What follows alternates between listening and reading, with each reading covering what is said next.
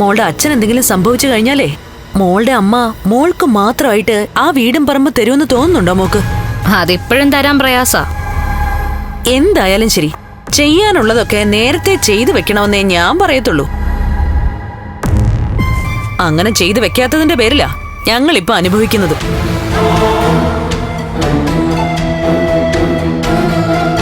പിന്നെ വിശ്വേട്ടന്റെ ജന്മമാസമായിട്ട് എന്തെങ്കിലും പൂജയും കർമ്മങ്ങളും ഒക്കെ ചെയ്യണമെന്നുണ്ട്. വേറൊന്നും കൊണ്ടല്ല മോളെ, ഇപ്പൊ ആണ്ടുപൊലി പോലും ചെയ്യുന്നില്ല പിള്ളേര്. അങ്ങനെയാണെങ്കിൽ അവനവന്റെ അച്ഛനെ ഓർമ്മ വരുമെന്നും പറഞ്ഞ് അവനും അത് ചെയ്യാറില്ല. അതങ്ങനെ ചെയ്യേണ്ടതല്ലേ മോളെ? അങ്ങേർക്ക് മോക്ഷം കിട്ടിയിട്ടില്ലെന്നാ ഇപ്പോഴും എന്റെ വിശ്വാസം. മോള് വാ.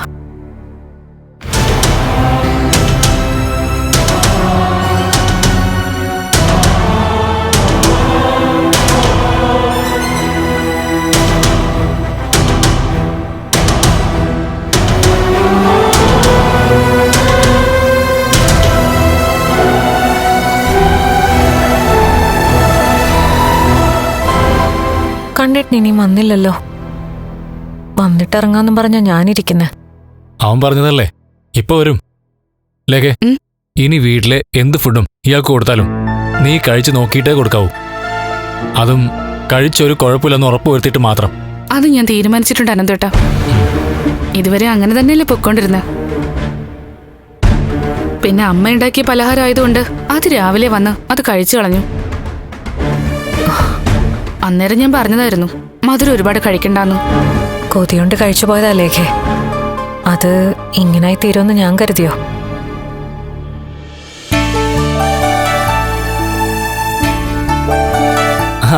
എത്തിയോ? എടാ, നിന്നെ കാത്തിരിക്കായിരുന്നു പുറപ്പെടാനായിട്ട്. പിന്നെ അടുത്ത റൂമിലുള്ളവരൊക്കെ ഭയങ്കര സന്തോഷത്തിലാ. എന്നുവെച്ചാ മഹിയുടെ കുഞ്ഞു പോയെന്നൊക്കെയാണല്ലോ അവരോടൊക്കെ പറഞ്ഞിരിക്കുന്നത്. കള്ളങ്ങളുടെ പുറത്ത് കള്ളം പറയണ്ട. കുഞ്ഞിനെ കളയാൻ വേണ്ടിയാണല്ലോ പ്രതാപൻ ഇതൊക്കെ ചെയ്തത്. അതുകൊണ്ട് അയാളും അയാളുടെ അമ്മയും കുഞ്ഞിനൊന്നും സംഭവിച്ചിട്ടില്ല എന്ന് അറിയണം. അതും തന്റെ നാവുകൊണ്ട് തന്നെ. അത് കൊള്ളാം മഹി. എന്നാ പിന്നെ മഹി ഒരു കാര്യം ചെയ്, ഇവൾക്കൊപ്പം പോയി അയാളൊന്ന് കാണും. എന്നിട്ട് പറയാനുള്ളതൊക്കെ അങ്ങ് പറഞ്ഞേക്ക്. അവരോട് മാത്രമല്ല, ഈ സംഭവം അറിഞ്ഞ ശേഷം സന്തോഷിച്ചിരിക്കുന്ന ഒരുപാട് പേരുണ്ട്. അവരെല്ലാം ഇതറിയാനുള്ള സമയമായി. ഒരു കാര്യം ചെയ്യാം, ഞാൻ അവരുടെ മുറിയിലിരിക്കാം. ആ സമയത്ത് ലേഖയ്ക്കൊപ്പം താൻ അങ്ങോട്ട് വന്നാൽ മതി. അല്ല, അന്ന് മഞ്ജു പറഞ്ഞതുപോലെ കുഞ്ഞു പോയെന്നവരൊക്കെ അറിയുന്നതല്ലേ കണ്ണേട്ടാ നല്ലത്. എപ്പോഴാണെങ്കിലും അത് അറിയുമല്ലോ. ശരീരത്തിലുണ്ടാവുന്ന മാറ്റങ്ങൾ കാണുമ്പോൾ കാര്യങ്ങൾ എല്ലാവർക്കും തിരിച്ചറിയാൻ പറ്റില്ലേ? ഇപ്പൊ തന്നെ നമ്മുടെ കുഞ്ഞിന്റെ പേരിൽ പല രീതിയിലും അവരൊക്കെ തന്നെ ആക്ഷേപിക്കുന്നുണ്ട്. ഇനിയും കുഞ്ഞു പോയെന്നുകൂടി നമ്മുടെ നാവുകൊണ്ട് കള്ളം പറയാൻ പറ്റുമോ മഹി? ഇപ്പൊ തന്നെ അങ്ങനെ ഒരു കള്ളം പറയുന്നത് വലിയ വിഷമമായിട്ട് എനിക്ക് തോന്നുന്നത്. അത് മഹിയല്ല പറഞ്ഞത്, ഞാനാ. ആ സമയത്ത് അങ്ങനെ പറയാനോ എനിക്ക് തോന്നിയത്. പറഞ്ഞത് പറഞ്ഞു, ഇനി അത് തിരുത്തണമെന്നേ ഇവൻ പറഞ്ഞോളൂ. അതിനോട് എനിക്ക് യോജിപ്പാ. അപ്പോഴേ നിങ്ങൾ അങ്ങോട്ട് വന്നേക്ക്, ഞാൻ അങ്ങോട്ടേക്ക് പോവാം.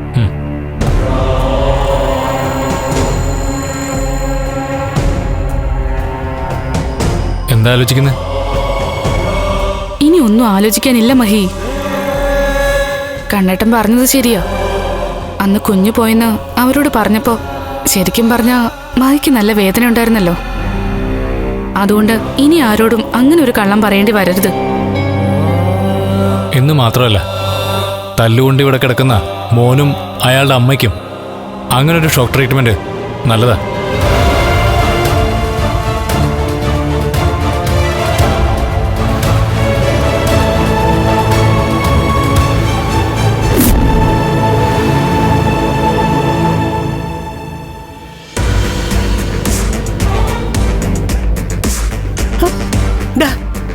നോക്കടാ, ധാരാ വന്നിരിക്കുന്നെന്ന്. നമ്മുടെ കണ്ണൻ മോൻ. അയ്യോ മോനെ, വാ, വാ. എങ്ങനെയുണ്ട് ഇപ്പോ? എങ്ങനെയുണ്ടാവാനാ? നല്ല വേദനയുണ്ട് ഇപ്പൊ. പിന്നെ കുഴമ്പൊക്കെ ഇട്ടത് കൊണ്ട് അതിന്റെ ഒരു വേദന കുറവില്ലെന്ന് പറയാനും പറ്റില്ല. അതെ അതെ, അവള് പോയിട്ടില്ലല്ലോ. അപ്പുറത്ത് കിടപ്പുണ്ട്. കുഞ്ഞിനെ നഷ്ടപ്പെട്ട വേദനയായിട്ട് കിടക്കുക. ഇനിയിപ്പോ തോമസ് വൈദ്യന്റെ മരുന്ന് കഴിച്ചിട്ടേ വീണ്ടും അമ്മയാകാൻ പറ്റുമോന്ന് കരുതി അങ്ങനെ അങ്ങ് കിടക്കുമായിരിക്കും. ഒരു സാമദ്രോഹി എന്നെ എടുത്തിട്ട് തല്ലിയെങ്കിലും ആ തല്ലിന്റെ വേദനയൊക്കെ ഒരു പരിധി വരെ കുറഞ്ഞത് അവളുടെ കുഞ്ഞു പോയെന്ന് അറിഞ്ഞപ്പോഴാ. അവളുടെ വയറ്റിൽ കിടന്നിരുന്നത് മോന്റെ കുഞ്ഞൊന്നുമല്ലല്ലോ. അത് എന്നെ തല്ലിയവന്റെയോ അല്ലെങ്കിൽ ആ അനന്തൂന്റെ മറ്റോ ആയിരിക്കും. ഇനി ആരുടെ ആണെങ്കിലും ശരി, ഓ എന്റെ മോക്കില്ലാത്ത കുഞ്ഞ് അവക്കും വേണ്ട. അത് തന്നെ. അതെ അതെ.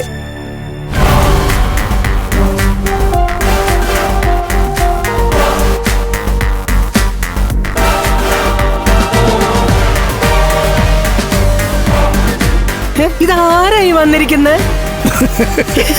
എടാ പ്രതാപ. ബാബാ, ആഹാ ആഹാ, രണ്ടു സുന്ദരികൾ.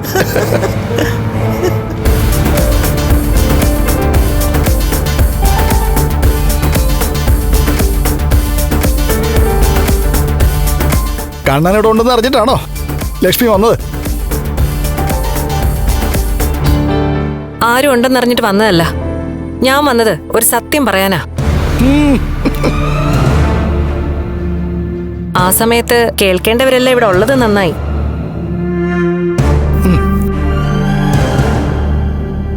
എന്നാ പിന്നെ അതങ്ങ് പറഞ്ഞേക്ക് മഹി. കുഞ്ഞിനെ കളയാൻ വേണ്ടിട്ടാ എന്റെ അമ്മ ഉണ്ടാക്കിയ പലഹാരത്തിൽ വിഷം കലർത്തിയത്. അത് നിങ്ങൾ തന്നെയാണെന്ന് എനിക്ക് 100% ഉറപ്പാ. അമ്മേ, എന്തൊക്കെയാ ഇവിടെ ഈ പറയുന്നേ? പറയട്ടടാ, നമ്മള് നിരപരാധികളാണെന്ന് ദൈവത്തിനറിയാലോ. അല്ല പിന്നെ പറഞ്ഞോ. അതെ, ദൈവത്തിനെല്ലാം അറിയാം. എന്നാ ദൈവത്തിന് മാത്രം അറിയാവുന്ന ഒരു കാര്യം നിങ്ങളുടെ അടുത്തൂടെ പറയാനാ ഞാൻ വന്നത്.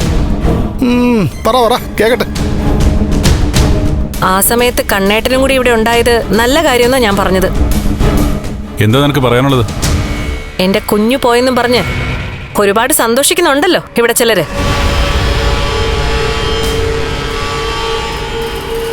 എന്നാ കേട്ടോ, കൃത്യസമയത്ത് അനന്തുവേട്ടനും ലേഖയും കൂടി എന്നെ ഇവിടെ എത്തിച്ചതുകൊണ്ട് തോമസ് സാറ് മറുമരുന്ന് തന്നു.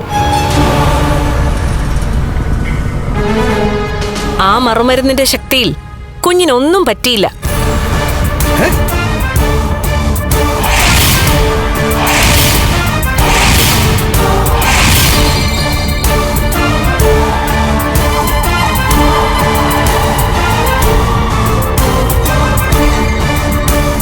ജീവന്റെ തുടിപ്പ് ഇപ്പോഴും എന്റെ ഉള്ളിലുണ്ട്. മനസ്സിലായില്ലേ പറഞ്ഞത്? മഹിയുടെ കുഞ്ഞിന് ഒന്നും സംഭവിച്ചിട്ടില്ലാന്ന്. അങ്ങനെ വരേണ്ടതല്ലോ. അതിന്റെ അർത്ഥം എന്താ? നിങ്ങളൊക്കെ തന്നെ എനിക്ക് വിഷം തന്നൂന്നല്ലേ? ആ വിഷത്തിന്റെ തീവ്രത എത്രയുണ്ടെന്ന് നിങ്ങൾക്കറിയാവുന്നല്ലേ? ഞാൻ അങ്ങനെയൊന്നും അല്ല പറഞ്ഞത്. തോമസ് വൈദ്യൻ കള്ളം പറയുന്ന കൂട്ടത്തിലൊന്നും അല്ലല്ലോ. അയാളോട് കുഞ്ഞു പോയോന്ന് ചോദിച്ചപ്പോ പോയെന്നാണല്ലോ പറഞ്ഞത്. അങ്ങനെ നിങ്ങളൊക്കെ സന്തോഷിക്കട്ടെ എന്ന് സാറും കരുതി കാണും. സാറിനിപ്പോ കണ്ണമോനെ നീ വഞ്ചിച്ചതുകൊണ്ട് നിന്നോട് അത്ര വലിയ താല്പര്യമൊന്നും കാണത്തില്ല. പിന്നെ ചികിത്സിക്കാൻ വരുന്ന ആരാണെങ്കിലും അങ്ങേര് തള്ളിക്കളയത്തില്ല. എന്തൊക്കെ പറഞ്ഞാലും ഒരു മനുഷ്യജീവൻ ഇല്ലാതാക്കാൻ ഇഷ്ടപ്പെടുന്ന കൂട്ടത്തിലല്ല തോമസ് സാറ്. പ്രത്യേകിച്ച് ജനിക്കാത്തൊരു കുഞ്ഞിനെ അദ്ദേഹം ഒരിക്കലും കളയാൻ കൂട്ടുനിൽക്കില്ല. അങ്ങനെ ചിന്തിക്കുന്ന മൃഗത്തെ പോലും നാണിപ്പിക്കുന്ന ചിലരുണ്ട്. അവർക്ക് മാത്രമേ അതിനൊക്കെ കഴിയൂ. കേൾക്കേണ്ടത് കേട്ടല്ലോ. ഇനി കുഞ്ഞു പോയെന്നും പറഞ്ഞ് തല്ലിന്റെ വേദന മറക്കണ്ട. കുഞ്ഞു പോയിട്ടില്ല. ഇനി ആ വേദന ഉള്ളി വെച്ച് നിങ്ങൾ കിടന്നാ മതി. വാലേക്കേ.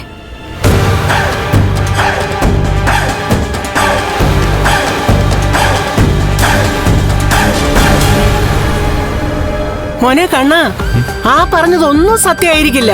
അവള് നമ്മുടെ സന്തോഷം കണ്ടിട്ട് നമ്മളെ ഇന്ന് സങ്കടപ്പെടുത്താൻ വേണ്ടിട്ട് പറഞ്ഞതായിരിക്കും. ആ അങ്ങനെ തന്നെ എനിക്കും തോന്നുന്നു. ആ അല്ലെങ്കിൽ തോമസ് സാർ കുഞ്ഞു പോയെന്ന് പറഞ്ഞപ്പോ അത് ശരിയാവേണ്ടതല്ലേ? അമ്മേ, അങ്ങേരെ പോയിന്ന് കാണ, എന്നിട്ട് അതിനകത്ത് എന്തെങ്കിലും സത്യം ഉണ്ടോ എന്ന് ചോദിക്കേ. ഞാൻ ഇപ്പൊ തന്നെ ചോദിക്കാടാ. ആ എടാ, അവളുടെ കുഞ്ഞു പോയത് തന്നെയാ. അവളുടെ ജാള്യത മറയ്ക്കാൻ വേണ്ടിട്ട് ഇവിടെ നിന്ന് ആളായിട്ട് പോയതാ. നാണം കേട്ടവള്.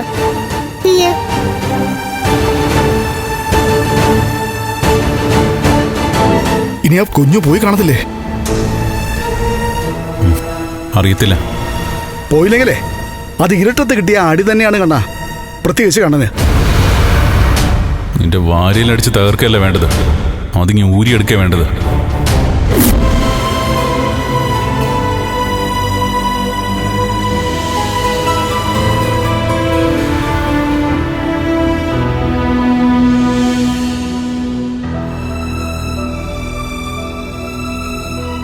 മനുഷ്യനെ പറ്റിച്ചിട്ട് അയാളിരുന്ന് ജപിക്കുക. ഇയാൾക്ക് അവളോട് വലിയ താല്പര്യമൊന്നും ഇല്ലെന്നാണല്ലോ പറഞ്ഞത്. പിന്നെന്തിനാ ഇയാൾ അങ്ങനെ ഒരു കള്ളം പറഞ്ഞത്?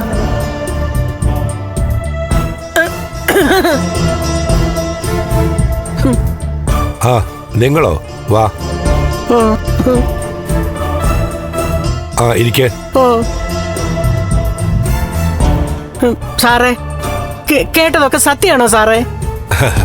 കേട്ടത് എന്താണെന്ന് പറയാതെ ഞാൻ എങ്ങനെയാ സത്യമാണെന്ന് പറയുന്നേ? സാറേ, അവൾ ഇപ്പൊ വന്നിട്ട് പറഞ്ഞായിരുന്നു ആ ലക്ഷ്മി അവളുടെ കുഞ്ഞു പോയില്ലെന്ന്. അത് സത്യമാണെന്ന് വിശ്വസിക്കാൻ പറ്റുന്നില്ല. കുഞ്ഞിന്റെ അമ്മയല്ലേ കുഞ്ഞു പോയില്ല എന്ന് പറഞ്ഞത്, അപ്പോഴത് സത്യമായിരിക്കും. പിന്നെന്താ സാറേ, സാറിനോട് ചോദിച്ചപ്പോ സാറത് നേരത്തെ പറയാതിരുന്നത്? നിങ്ങൾക്ക് കുഞ്ഞ് പോയതാണോ പോകാത്തതാണോ സന്തോഷം? അല്ല, അത് പിന്നെ പോകുന്നതാണ് സന്തോഷം അല്ലേ? എനിക്ക് അവളോട് വലിയ താല്പര്യമൊന്നുമില്ല. പക്ഷേ അവളുടെ കുഞ്ഞ് ഒരു തെറ്റും ചെയ്തിട്ടില്ല. അത് ഭൂമിയിലോട്ട് വന്നിട്ട് പോലുമില്ല. അങ്ങനെ ഒരു കുഞ്ഞ് പോകുന്നതിനോട് എനിക്ക് വലിയ യോജിപ്പില്ല.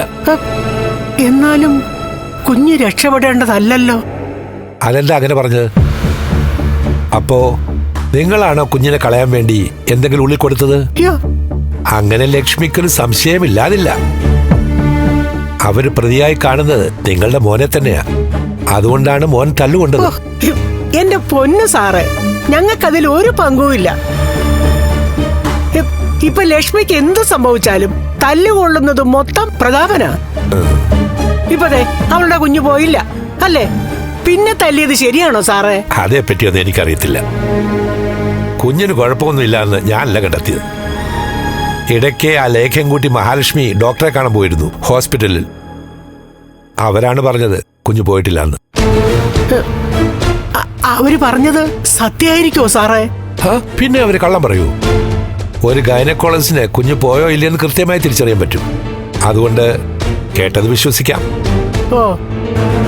അറിയേണ്ടത് അറിഞ്ഞല്ലോ, ഇനി മറ്റൊന്നും അറിയണ്ടല്ലോ. എന്റെ പൊന്നോ, അറിഞ്ഞിടത്തോളം മതി സാറേ. എന്നാലും ഇവളുമാരൊക്കെ എന്തുമാത്രം ക്രൂരതയാ മനസ്സ് വെച്ചോണ്ട് നടക്കുന്നെന്നാ ഞാൻ ആലോചിക്കുന്നത്. അല്ലെങ്കിൽ സ്വന്തം ഭർത്താവിനെ വഞ്ചിച്ചവൾക്ക് ദൈവങ്ങൾ പിന്നെ കുഞ്ഞിനെ കൊടുക്കുവോ? എനിക്ക് തോന്നുന്നതേ ഈ ദൈവങ്ങളൊക്കെ ചത്തുപോയിന്നാ. നമ്മൾ തന്നെയാണ് ദൈവങ്ങൾ. നമ്മുടെ മനസ്സ് ചത്തുപോകുമ്പോഴാ ഇങ്ങനെയൊക്കെയുള്ള ചിന്തകൾ വരുന്നത്. കലികാലമല്ലേ, അതുകൊണ്ട് ദുഷ്ടജന്മങ്ങളെ ദൈവം പന പോലെ വളർത്തും. അത് ശരിയാ. എന്നാ പിന്നെ ശരി. ഓ,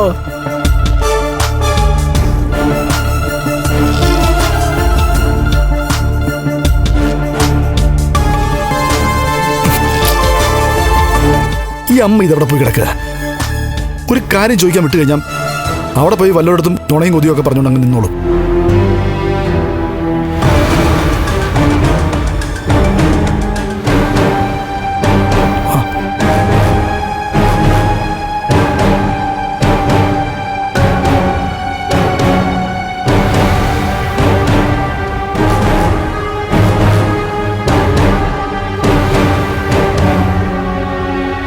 എന്താ അമ്മേ? കണ്ണാ മോനെ, സകല പ്രതീക്ഷയും തകർന്നുപോയി. ആ കുഞ്ഞ് ജീവനോടെ ഉണ്ടെന്ന് അയാൾ പറയുന്നത്.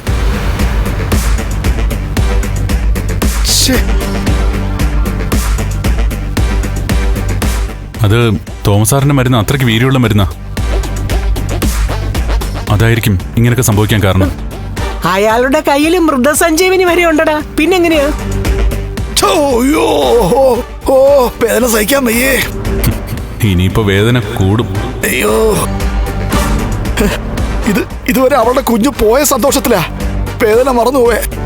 ഇപ്പൊ നേട്ടെ കുത്തിപ്പിടിക്കുന്ന വേദന തുടങ്ങി. എനിക്കിതൊക്കെ കേട്ടപ്പം എന്റെ നെഞ്ചിനകത്തും വയറിനകത്തും ഉരുണ്ടുകയറ്റം തുടങ്ങിയടാ. എന്ത് ചെയ്യാനാ? നമ്മൾ ചിന്തിക്കുന്ന പോലെ ഒന്നും നടക്കുന്നില്ലല്ലോ. ആ, ഞാനും പോയിന്ന് തോമസ് സാറിനെ കാണട്ടെ. ഓ, പോയി കണ്ടിട്ട് വാ.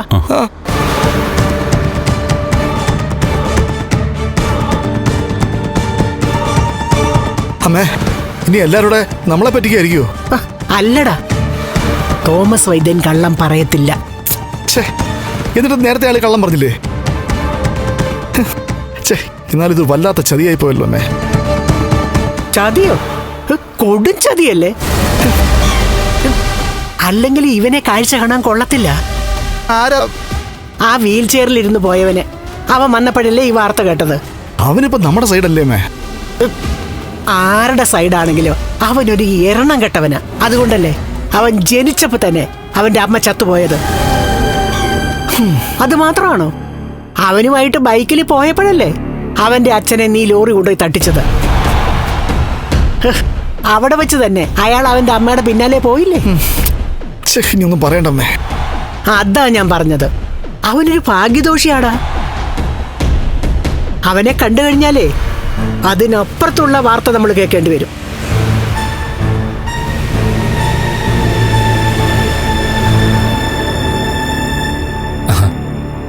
മേഘൻ കോമയിലായത് ഒരർത്ഥത്തിൽ മഹിക്കും കണ്ണനും മാത്രമല്ല, സാഗറിനും മഞ്ജുവിനും ഒക്കെ ആശ്വാസമാണ് സാഗറെ. അത് മഞ്ജു ഇടയ്ക്ക് പറയാറുണ്ട്. അവനെ കാണുമ്പോൾ തന്നെ എനിക്ക് ഈ രാക്ഷസന്മാരെ ഓർമ്മ വരുന്നത്. അവനെയും ഇവിടെ കൊണ്ടുവരുമായിരിക്കും.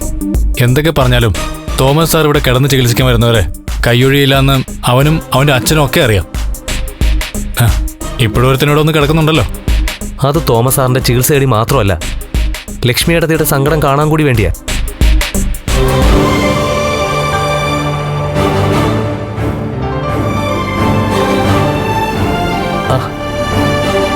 വാ.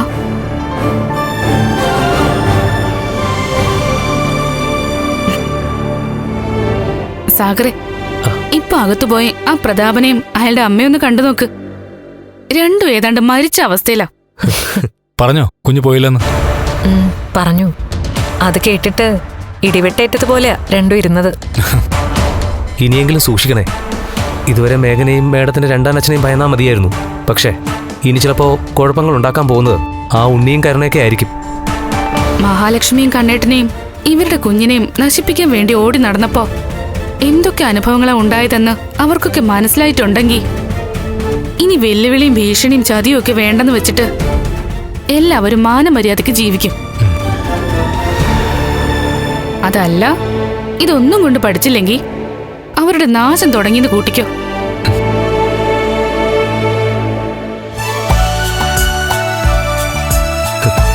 കണ്ണൻ സാർ, എന്താടാ, അവർക്ക് സന്തോഷമായോ? പ്രതാപന്റെ വേദന കൂടി. പ്രതാപന് മാത്രമായിരിക്കില്ലല്ലോ, അയാളുടെ അമ്മയ്ക്കും വേദന കൂടി കാണുമല്ലോ. രണ്ടിനും കൂടി. അതെ, ഇടയ്ക്ക് ആവേശം കയറി വീൽ ചെയർ മറക്കണ്ട കേട്ടോ. കരുണയുടെ അച്ഛനാ കിടപ്പിലായത്. അവളുടെ മുത്തശ്ശിക്ക് ഒരു കുഴപ്പമില്ല. അവരെങ്ങാനും കണ്ണേട്ടൻ നടക്കുന്നത് കണ്ടാ പിന്നെ അവരാരും മാർക്കോയെ സംശയിക്കില്ല. കണ്ണേട്ടനായിരിക്കും തല്ലിയതെന്ന് അവർക്ക് മനസ്സിലാവും. സാറേ, മാർക്കോയ്ക്ക് ചെറിയ ആവശ്യതയുണ്ട്. എന്തായാലും സാറ് പോയപ്പോ എന്നെയും കൂടെ കൂട്ടായിരുന്നല്ലോ സാറിന്. എനിക്കും അയാൾക്കിട്ട് രണ്ടെണ്ണം പൊട്ടിക്കണമെന്നുണ്ടായിരുന്നു. ഇവൻ ഒറ്റയ്ക്ക് പോയി തല്ലണമെന്ന വാശിയായിരുന്നു. അല്ലെങ്കിൽ തല്ലുന്ന നേരത്ത് ഞാനും കൂടിയേനെ. എന്നാ പിന്നെ ആ മേഘനെ കിടത്തിയതുപോലെ അയാളെയും കിടത്തായിരുന്നല്ലോ. ഇവരൊക്കെ ഏത് തരക്കാരാണെങ്കിലും നമ്മളൊക്കെ ബന്ധങ്ങളെ പറ്റി ചിന്തിക്കുന്ന കൂട്ടത്തിലാണല്ലോ സാഗറെ.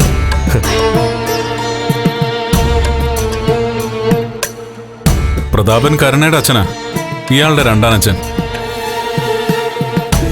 അത്തരം സെന്റിമെന്റ്സാ നമ്മളെയൊക്കെ കുഴച്ചോണ്ടിരിക്കുന്നത്.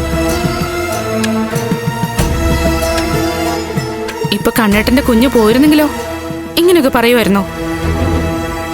പോട്ടലേകെ, നമ്മളോട് ചെയ്യുന്നതിനൊക്കെ അപ്പപ്പോ അവർക്ക് തിരിച്ചടി കിട്ടുന്നുണ്ടല്ലോ.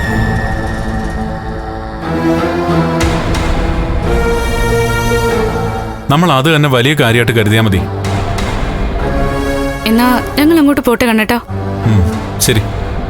എടോ, പോയിട്ട് റെസ്റ്റ് എടുക്കണം കേട്ടോ. ഇപ്പൊ എനിക്ക് കുഴപ്പമൊന്നുമില്ല.